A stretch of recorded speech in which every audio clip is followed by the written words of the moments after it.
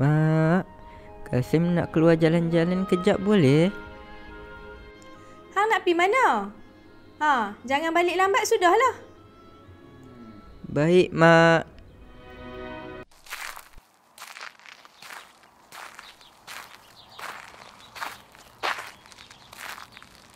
Aduh, kenapalah hidup aku susah sangat? Kan best kalau aku kaya, banyak duit, boleh beli macam-macam.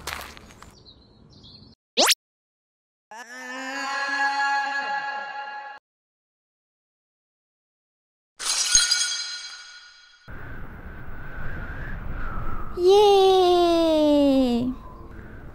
Akhirnya. Aduh, sakitnya belakang aku. Kau ni siapa? Terima kasih kerana membebaskan aku. Nama aku Mira. Aku seorang pari-pari ajaib. Wahai budak, siapakah nama kau? Nama aku Kasim. Oh, nama kau Kasim. Sebagai balasan, kau dapat satu hajat. Ya ke? Kalau macam tu, hajat aku nak jadi kaya, banyak duit, rumah besar, semua orang hormat aku. Maaf Kasim. Hajat itu aku tak boleh tunaikan. Kenapa? Kerana kekayaan sebenar bukan datang dari duit, tapi dari hati yang bersyukur dan kasih sayang. Kalau kau kaya, kau mungkin akan sombong dan derhaka pada mak kau. Kau siapa? Aku tak ada mak yang miskin macam kau. Tapi kalau kau miskin, kau mungkin akan bahagia bersama mak kau. Saya sayang mak. Walau bagaimanapun, saya boleh memberi resepi nasi kandar. Hulurkan tangan kau, Kasim.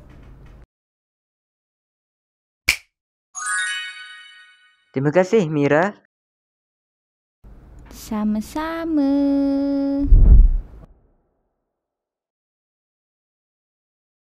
Mak! Oh, Mak! Mak, jom masak nasi kandar. Kasim dapat resepi yang terbaik di Pulau Pinang.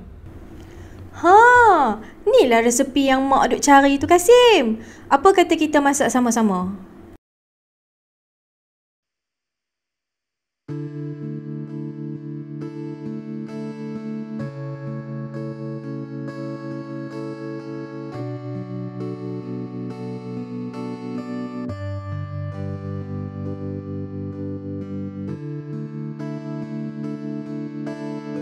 Mak minta maaf, Kasim, sebab kita bukan orang senang. Mak, hari ni Kasim dah belajar sesuatu. Sebenarnya kita dah pun kaya.